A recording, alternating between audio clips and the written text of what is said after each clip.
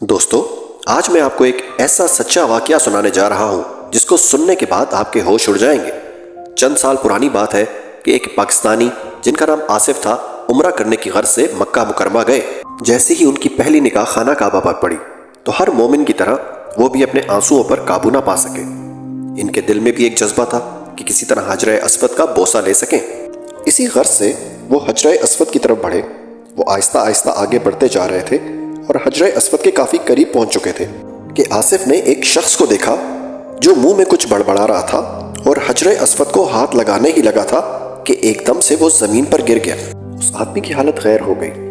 اس کے منہ سے گدوں جیسی آوازیں نکل رہی تھیں۔ اس کے چہرے کی رنگت عجیب سی ہو رہی تھی اور آنکھیں سرخ ہو چکی تھیں۔ اسی حالت میں جانوروں کی آوازیں نکالتے نکالتے وہیں اس کی موت واقع ہو گئی۔ مرنے والا شخص عمرے کی غرض سے اکیلا آیا ہوا تھا۔ جیسا کہ آپ جانتے ہیں کہ جو شخص وہاں فوت ہو جائے اسے وہیں غسل دے کر قبرستان میں دفنا دیا جاتا ہے۔ اس شخص کو بھی غسل کے لیے لے جایا گیا۔ چونکہ وہ شخص جو مر گیا تھا پاکستانی لگ رہا تھا تو آصف صاحب نے بھی سوچا کہ میت کو غسل دینے میں ہاتھ بٹانا چاہیے۔ جب غسل دینے کا وقت آیا تو وہاں موجود ہر شخص کا منہ کھلے کا کھلا رہ گیا، کیونکہ مردے کا جسم اور چہرہ کالا ہو چکا تھا اور مرنے والے کے جسم پر کسی بن مانس کی طرح بال آ گئے تھے۔ چہرہ بہت بھیانک ہو چکا تھا۔ یہ سب دیکھتے ہی آصف صاحب کی حالت غیر ہو گئی اور وہ فوراً وہاں سے باہر نکل گئے۔ وہاں کے مقامی لوگوں نے میت کو غسل دے کر دفنا دیا۔ آصف صاحب شدید ٹینشن اور خوف کے عالم میں تھے۔ انہوں نے اللہ سے توبہ کی، دعائیں کی، زیارات پر گئے، نیز انہوں نے بہت خلوص دل سے عمرہ ادا کیا۔ لیکن ان کے دل میں بھی ابھی کسک باقی تھی۔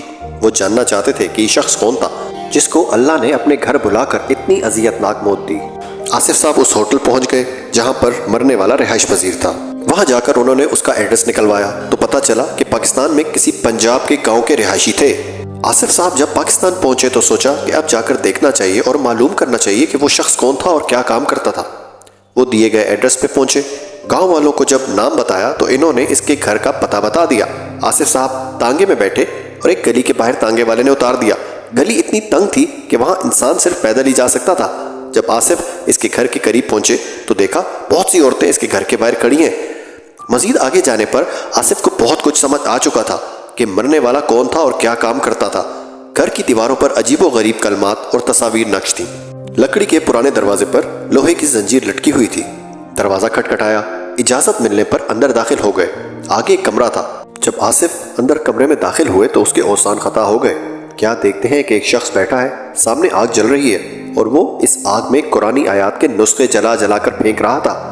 جیسے ہی آصف نے یہ منظر دیکھا وہ لپکا اور جلتے ہوئے انگاروں سے ہاتھ ڈال کر نسخے نکال لیے، جس کی وجہ سے آصف کا ہاتھ بھی جل گیا۔ سامنے بیٹھے شخص نے غصے سے آصف کی طرف دیکھا۔ آصف نے پوچھا کہ فلاں شخص تمہارا کیا لگتا ہے؟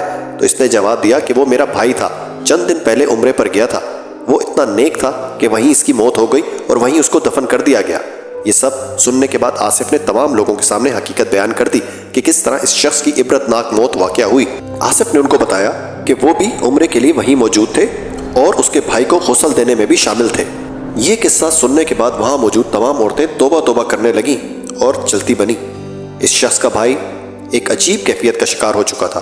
آصف اپنے شہر واپس آ گیا اور آصف اب یہ جان چکا تھا کہ اس شخص کی عبرتناک موت کی وجہ کالا جادو تھی، جس کی وجہ سے پتہ نہیں وہ کتنے گھرانے برباد کر چکا تھا۔ اللہ ہم سب کو مومن بننے کی توفیق عطا کرے۔ دوستو، اگر آپ کو میری ویڈیو پسند آئی ہو تو لائک، شیئر اور سبسکرائب ضرور کیجیے گا۔ اللہ حافظ۔